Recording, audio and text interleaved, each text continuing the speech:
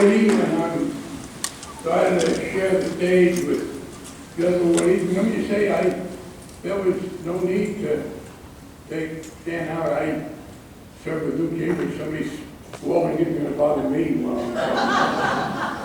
I was very pleased to have a chance to be here, and I appreciate your showing those films. I will give you actually one variant of the first one that I said in the caucus, so it wasn't recorded, but we had a problem with some of the members, particularly the Congressional Black Caucus, who were worried about hate crimes. By the way, one of the things I always mention before audiences concerned with discrimination is how pleased I am that in the face of all the efforts to kind of turn one group against another, the members of the Congressional Black Caucus have compiled the best record in support of LGBT rights of any demographic group in the Congress.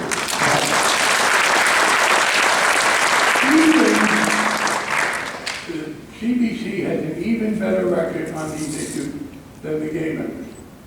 Not better than the openly gay members. I don't know what to say.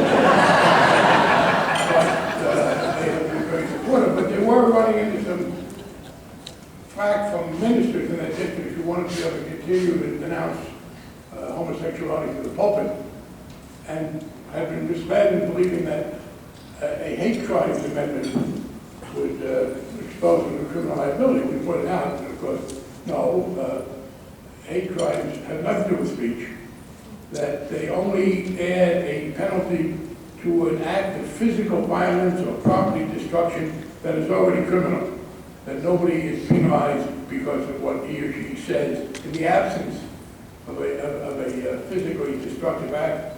And I said, I guess the best way to put it is, I was a chairman of the Financial Services Committee who were dealing with the crisis.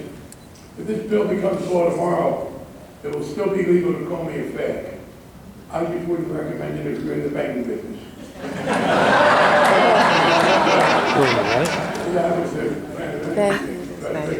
I'm glad to be here, and I appreciate what he said. I found that I had a skill. I was originally going to write a PhD thesis. I was a graduate student at Harvard. And I got temporarily into politics, worked for the mayor of Boston in 1967, a candidate running against several races, a woman named Louise Day Hicks. And I worked for him for a while, and then I went back to graduate school to write my thesis. And I discovered then that there was an element in my personality, deeply embedded, that made it much more sensible for me to be in politics than to be an academic. And it's the one piece of advice I will give young people. Try, if you can, to get a job which plays to your strengths and doesn't require you to be constantly challenging your own weakness. I know there was this argument that you should find the weakness in yourself and overcome it. Don't try to hold a gun to your own head. It's not going to work over a long pull. And I discovered I had a personal characteristic that was a very serious obstacle to writing a PhD thesis, but with a great advantage in being in politics, particularly it ultimately turned out to being a legislator.